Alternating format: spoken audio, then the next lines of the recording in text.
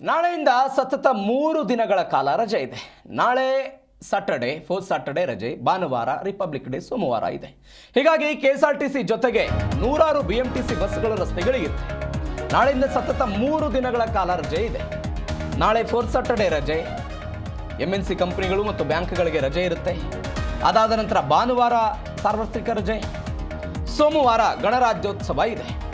ಹೀಗಾಗಿ ರಾಜ್ಯದ ವಿವಿಧ ಜಿಲ್ಲೆಗಳಿಗೆ ಇವತ್ತಿನಿಂದ ಬಿಎಂಟಿಸಿ ಬಸ್ಗಳ ಸಂಚಾರ ಇರುತ್ತೆ. ಊರಿಗೆ ಹೋಗುವವರ ಸಂಖ್ಯೆಯೂ ಕೂಡ ಜಾಸ್ತಿ ಇದೆ. ಇವತ್ತು 265, ನಾಳೆ 500ಕ್ಕೂ ಹೆಚ್ಚು ಬಿಎಂಟಿಸಿ ಬಸ್ಗಳನ್ನು ನಿಯೋಜನೆ ಮಾಡಲಾಗಿದೆ. ಹೆಚ್ಚುವರಿ ಬಸ್ ಒದಗಿಸುವುದಕ್ಕೆ ಸಾರಿಗೆ ಇಲಾಖೆ ನಿರ್ಧಾರ ಮಾಡಿರೋದು. ಕೆಂಪೇಗೌಡ ಬಸ್ ನಿಲ್ದಾಣದಿಂದ ಹಲವು ಜಿಲ್ಲೆಗೆ ಬಸ್ ಸೇವೆಯನ್ನು ಕಲ್ಪಿಸಲಾಗುತ್ತೆ.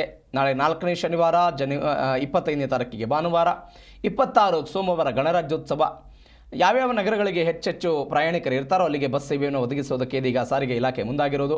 ರಾಜ್ಯದ ಎಲ್ಲ ಜಿಲ್ಲೆಗಳಿಗೆ ಕೆಎಸ್ಆರ್ಟಿಸಿ ಬಸ್ಗಳನ್ನು ಮೊದಲು ಆದ್ಯತೆ ಮಾಡ್ತಾರೆ. ಅದ ನಂತರ ಇನ್ನೂ ಹೆಚ್ಚುವರಿ ಅವಶ್ಯಕತೆ ಏನಾದರೂ ಬೇಕು ಅನ್ನೋದಾದರೆ ಬಿಎಂಟಿಸಿಯನ್ನು ಮಾಡ್ತಾರೆ.